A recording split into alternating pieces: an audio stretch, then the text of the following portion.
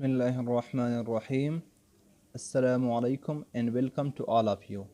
This is me Sir Safiullah from my channel Safi Educational Institute. आप सब साथियों को, व्यूवर्स को और स्टूडेंट्स को मेरे चैनल में खुशामदीद कहता हूँ। आज हमने class 9 physics unit number 1 physical quantities and measurement के बहुत ही इंपॉर्टेंट कंसेप्चुअल क्वेश्चन को स्टडी करने हैं।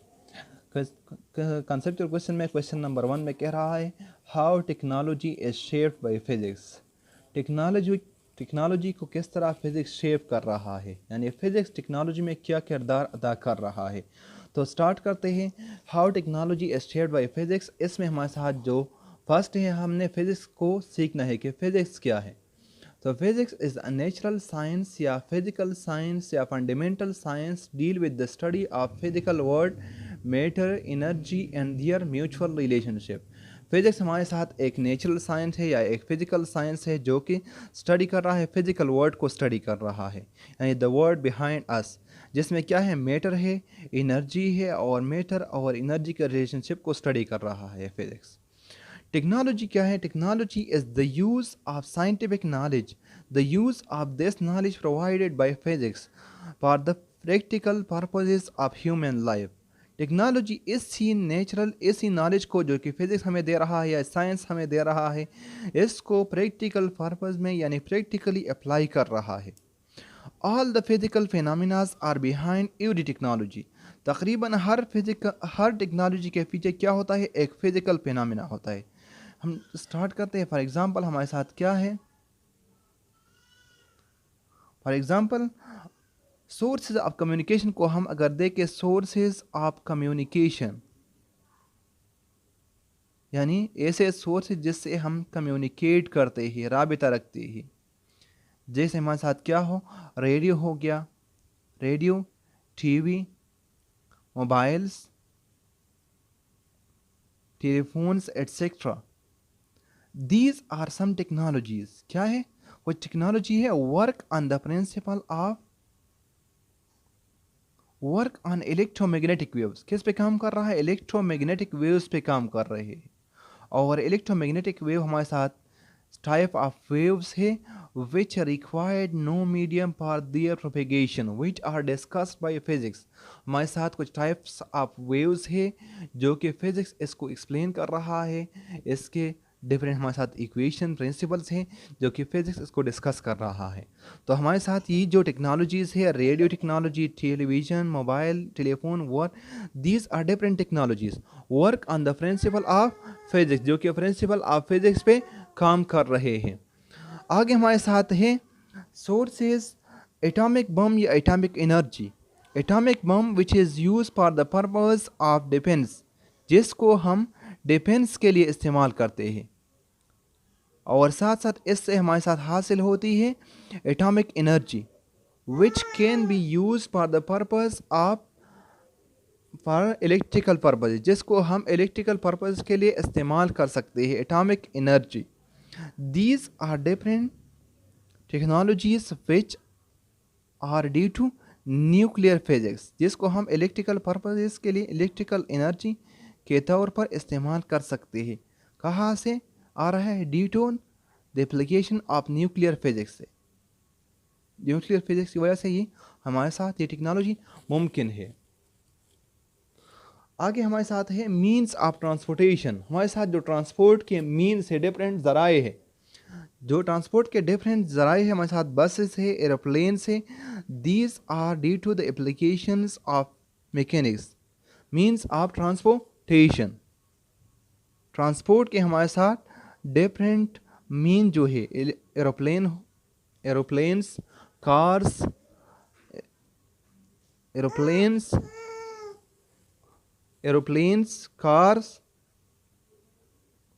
Cars, ships etcetera. Work on the principle of mechanics, किस पे काम कर रहा है? मैकेनिक्स, जो कि फिजिक्स का एक ब्रांच है, इसके बेस पे ये काम कर रहे हैं। तो these are different technology that work on the principle of physics. किस पे काम कर रहे हैं? फिजिक्स के प्रिंसिपल पे काम कर रहे हैं। तो यहाँ से हमें हासिल हो रहा है कि फिजिक्स तकरीबन हर टेक्नोलॉजी के पीछे क्या है? फिजिक्स से। इसी तरह हमारे साथ रेफ्रिजरेटर जो है, रेफ्रिजरेटर्स, हीट इंजन्स जो हमारे साथ है, रेफ्रिजरेटर्स,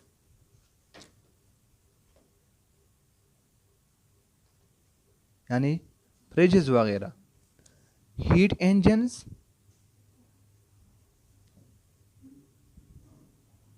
और साथ एसी, एयर कंडीशंस वगैरह। Work on the principle of thermodynamics, work on the principles of thermodynamics is a branch of physics deal with the study of heat, temperature and their relations। Thermodynamics के principal पे काम कर रहा है। तो ये हमारे साथ डिफरेंट टेक्नोलॉजीज हैं जो कि फिजिक्स के प्रिंसिपल पे काम कर रहे हैं। तो हम ये क्या है, हमारे साथ different technologies work due to principles of physics. तो यहाँ से भी हमें क्लियर हो रहा है टेक्नोलॉजी क्या है, फिजिक्स की वजह से ही मुमकिन है। इसी तरह हमारे साथ microscopes, telescopes, radars, etc. work on the principle of reflection and refraction of light। Reflection पर और साथ साथ रिफ्रैक्शन ऑफ लाइट पे काम कर रहे हैं, जो कि क्या है, फिजिक्स के डिसिप्लिन है, फिजिक्स के टॉपिक्स है, इनके ज़रिए से काम कर रहे हैं। तो ये जो टेक्नोलॉजी हमारे साथ आ रही है due to principle of physics आ रही है।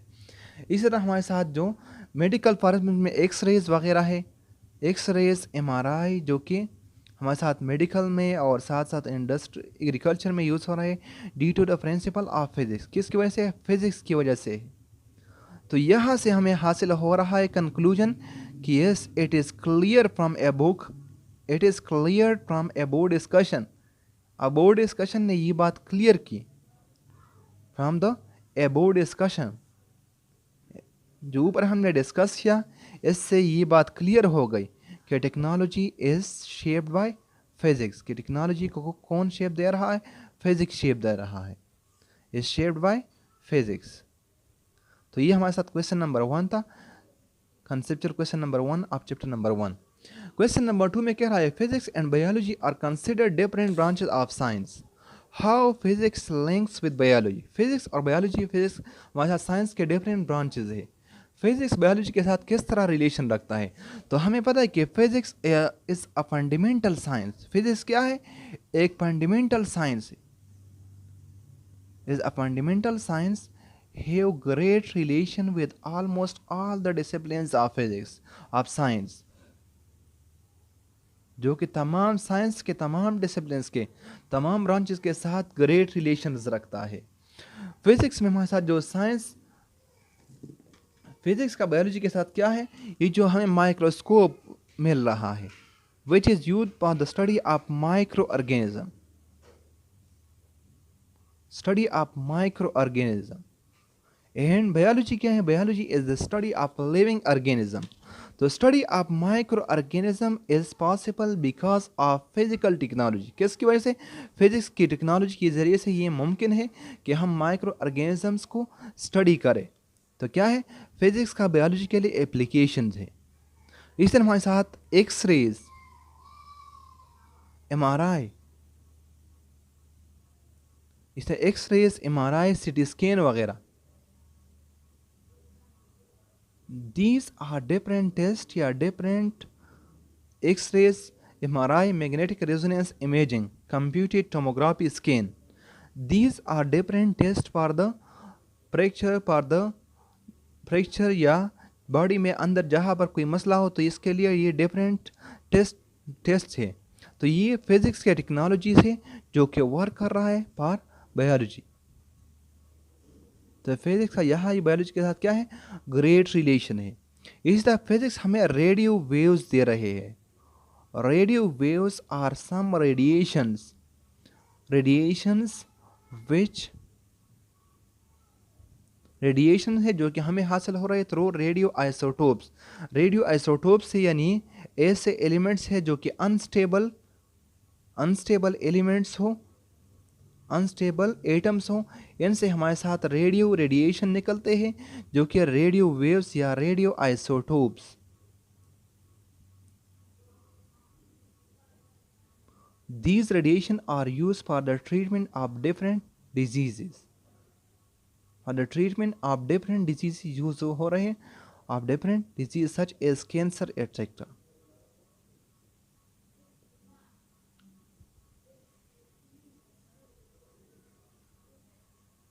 कैंसर एटसेट्रा को जो डेड सेल होते हैं इनको ख़त्म करने के लिए हमारे साथ डिफरेंट रेडिएशन यूज़ होते हैं जो कि क्या है फिजिक्स की टेक्नोलॉजी है लेकिन बायोलॉजी के लिए यूज़ हो रहा है। इस तरह हमारे साथ क्या है स्टेथोस्कोप, ये क्या है एक फिजिकल टेक्नोलॉजी है, फिजिक्स का टेक्नोलॉजी है जो कि हम ब्लड प्रेशर को मेजर करने के लिए इस्तेमाल करते हैं या हार्ट बीटिंग के लिए हम इस्तेमाल करते हैं। इसी तरह हमारा थर्मामीटर है जो कि फिज़िक्स का एक फिनोमेना, फिज़िक्स का एक इंस्ट्रूमेंट है या फिज़िक्स की एक टेक्नोलॉजी है जो कि हम टेम्परेचर ऑफ द बॉडी को मेजर करने के लिए इस्तेमाल करते हैं। इसी तरह हमारे साथ लेज़र टेक्नोलॉजी है जो कि बॉडी में या किडनीज में मौजूद हमारे साथ जो अक्सर किडनी में पत्थर बन जाते हैं, स्टोन्स बन जाते हैं, तो इन स्टोन्स का अक्सर साइज़ बहुत ही बड़ा होता है और ये बॉडी से आसानी के साथ नहीं निकल सकता। तो लेज़र रेस इस पे बम्बार्ड किए जाते हैं, लेज़र रेस से इसको टारगेट किया जाता है और इसको स्मॉल पीसेस में तकसीम किया जाता है जिसके ज़रिए से ये फिर बॉडी से आसानी के साथ निकल सकता है। तो these are different applications of physics for biology. तो इसी से हम कंक्लूड करते हैं कि physics and biology are considered different branches of science but physics has high या ग्रेट लिंक विद बायोलॉजी। लेकिन फिजिक्स का बायोलॉजी के साथ क्या है बहुत ही मजबूत ताल्लुक़ है। यहाँ से हम कंक्लूजन में ये लिख सकते हैं। आगे क्वेश्चन नंबर 3 में है why are measurements important. Measurement क्यों इम्पोर्टेंट है? तो मेजरमेंट को पहले हमने सीखना है कि मेजरमेंट क्या होता है। The comparison of an unknown quantity with a known standard is called measurement. जब हम एक नाउन क्वांटिटी को, एक नाउन स्टैंडर्ड को एक अननोन क्वांटिटी के साथ कंपेयर करते हैं ताकि हम इसको मालूम करें कि ये कितना ज़्यादा है या कितना कम है, दिस इज कॉल्ड मेजरमेंट। ये क्या कहलाता है? मेजरमेंट कहलाता है। Why measurement is important? Question number 3, why are measurements important?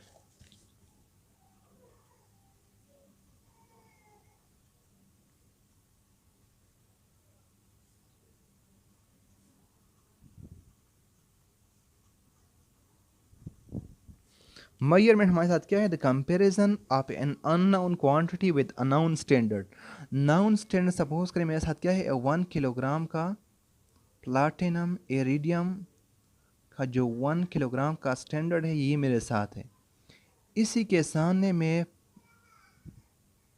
दूसरे साइड पर सपोज कर रहा हूँ मैं शुगर को मैयर कर रहा हूँ कि मेरे साथ मुझे 1 किलोग्राम चीनी चाहिए। तो दूसरे साइड पर मैं इसके सामने यहाँ पर शुगर डालूँगा। ये जब बैलेंस यहाँ पर मैं शुगर डालूँगा तब तक 1 किलोग्राम शुगर मुझे चाहिए, तब तक मैं डालूँगा जब ये दोनों पल्ले पैनल के जो हमारे साथ बैलेंस है इसके दोनों पल्ले बराबर हो जाए। तो मैं कहूँगा कि हमारे साथ ये चीनी कितनी हो गई? 1 किलोग्राम हो गई। तो यहाँ मेरे साथ क्या है? The comparison of an unknown quantity. ये मेरे साथ क्या था? अननाउन था, यानी मुझे 1 किलोग्राम चाहिए था लेकिन अननाउन क्वांटिटी, मुझे पता नहीं था कि ये कितना है। इसको मैंने 1 किलोग्राम यानी बैलेंस के सामने रखा जिसमें कि एक पल्ले में मैंने 1 किलोग्राम का जो प्लाटिनम इरिडियम पत्थर है इसको रखा था। जब मेरे साथ ये बिल्कुल आपस में बैलेंस हो गए तो ये मेरे साथ ये जो प्रोसेस है the comparison of an unknown quantity with a known standard, ये क्या कहलाता है? नाउन स्टैंडर्ड कहलाता है। ये हमें पहले से नाउन है। With a known standard is called measurement. तो ये जो कंपैरिजन हमने कर लिया दिस इज कॉल्ड मेजरमेंट। ये क्या कहलाता है? मेजरमेंट कहलाता है। मेजरमेंट हमारे साथ क्यों इम्पोर्टेंट है? Why measurement is important in physics. तो फिज़िक्स में हमारे साथ मेजरमेंट बहुत ही इम्पोर्टेंट है because Physics deal with the study of physical quantity, and physical quantities are those quantities which can be measured. क्योंकि फिजिक्स हमारे साथ क्या है, फिजिकल क्वांटिटीज को डिस्कस कर रहा है. Physics deal with the study of physical quantities, और physical quantities are those quantities which can be measured, जिनको हम measure कर सकते हैं. Physics is one of the most basic concept in science, one of the most fundamental science. Physics deal with the study of physical quantities which can be measured. So measurement provide a standard for everyday things and purposes. तो हम everyday life में जितने भी हम काम करते हैं, जितना लाइफ पॉसिबल है, life is possible because of measurement. क्योंकि हम विदाउट मेजरमेंट, अगर मेजरमेंट हमारे साथ न होता, विदाउट मेजरमेंट लाइफ हमारे साथ बहुत ही कॉम्प्लेक्स होती, बहुत ही मुश्किल होती. ये हमारे साथ अगर मेजरमेंट न होता तो साइंटिस्ट के लिए एक्सपेरिमेंट करने मुश्किल हो जाते. एक्सपेरिमेंट्स में हम सपोज करें हमारे साथ केमिस्ट्री के एक्सपेरिमेंट्स है, तो हम इसमें जब डिफरेंट चीज़ों को मिलाते हैं, सपोज़ करें मैं एक एसिड को बेस के साथ मिला रहा हूँ, तो यहाँ पर मैं सपोज़ करें एक एसिड ले रहा हूँ H2SO4, तो यहाँ मैं इसका एक ख़ास अमाउंट लेता हूँ. अगर मेरे साथ मेजरमेंट ना होता तो मैं इसको मेजर ना कर सकता, मेरे साथ ये मेजरमेंट ना हो सकता. इस तरह मेरे साथ इसके साथ एक और चीज़, सपोज़ करें एक बेस को मिला रहा हो, NaOH को मिला रहा हो, ये मेरे साथ एक बेस है. अगर मेरे साथ मेजरमेंट ना होता तो मैं इसको मेजर नहीं कर सकता कि ये कितना बेस है. तो जो क्वांटिटी, जो अमाउंट मुझे चाहिए था, बहुत ही मुश्किल होता कि मैं इस अमाउंट को हासिल कर सकता. इस तरह हमारे साथ अगर मेजरमेंट ना होता तो हमारे साथ डिफरेंट जो टाइमिंग है ये भी हम आसानी के साथ, ये भी हमारे साथ मुश्किल हो जाता कि हम टाइमिंग को सेट करें. यानी हम डिफरेंट क्लासेस को क्लासेस लेते कि मेरा क्लास 40 मिनट है, 30 मिनट है, तो ये टाइम टेबल हमारे साथ न बन सकता. अगर मेजरमेंट हमारे साथ न था तो हम डिफरेंट बिल्डिंग्स कंस्ट्रक्शन वगैरह न कर सकते. यानी बहुत ही मुश्किल हो जाता कि हम किसी चीज़ का कंस्ट्रक्शन कर जाते, क्योंकि हम जब बिल्डिंग बनाते हैं तो हम इसको मेजर करते हैं कि ये कमरे का ये लेंथ इतना होगा, इसका ये साइड इतना होगा, इसका ये साइड इतना होगा. हम इसको पहले नक्शा डालते हैं, इसको मेजर करते हैं. अगर हमारे साथ मेजरमेंट ना होता तो ये हमारे साथ बहुत ही मुश्किल हो जाता. इस तरह हम डिफरेंट टेम्परेचर्स को, डिफरेंट चीज़ों के लिए different temperatures, optimum conditions, different चीज़ों के लिए हमारे साथ डिफरेंट ऑप्टिमम अपने अपने ख़ास कंडीशंस होनी चाहिए. यानी इसको अपना टेम्परेचर, एक ख़ास टेम्परेचर होना चाहिए. अगर हमारे साथ टेम्परेचर मेजरमेंट का सोर्स न होता कि हम टेम्परेचर को किस तरह मेजर करें, तो ये हमारे साथ मुश्किल हो जाता कि हम किसी चीज़ को इसका ख़ास टेम्परेचर प्रोवाइड करें. मीन्स हमारे साथ कारखानों में डिफरेंट लेबर्स काम करते हैं, और इन लेबर्स को जो सैलरी मिलती है इनके टाइम के बुनियाद पर अक्सर मिलती है. अगर हमारे साथ मेजरमेंट ना होता तो हम टाइम को मेजर न कर सकते, हमारे साथ पूरी ज़िंदगी बहुत ही कॉम्प्लेक्स हो जाती. मीन कि विदाउट मेजरमेंट, कंक्लूजन क्या हो गया कि life would be impossible without measurement. Life would become impossible without measurement. अगर हमारे साथ मेजरमेंट ना होता तो लाइफ बहुत ही कॉम्प्लेक्स हो जाती, ऑलमोस्ट इम्पॉसिबल हो जाती. तो ये हमारे साथ क्वेश्चन नंबर 3 है कि मेजरमेंट क्यों इम्पोर्टेंट है. क्योंकि मेजरमेंट जहाँ पर भी होगा तो हमारे साथ आसानियाँ पैदा होगी, ईजीनेस लाइफ में पैदा होगी. अगर मेजरमेंट ना हो तो बहुत ही मुश्किल हो जाएगा. क्वेश्चन नंबर 4 हमारे साथ है, why area is a derive quantity. Area क्यों डिराइव क्वांटिटी है? Why area is a derive quantity. Area क्यों डिराइव क्वांटिटी है? तो हमने पहले डिराइव क्वांटिटीज़ को सीखना है कि डिराइव क्वांटिटी क्या होती है। Question number 4, why area is a derive quantity. Derived quantities are those quantities which are obtained by the multiplication or division of two or more base physical quantity।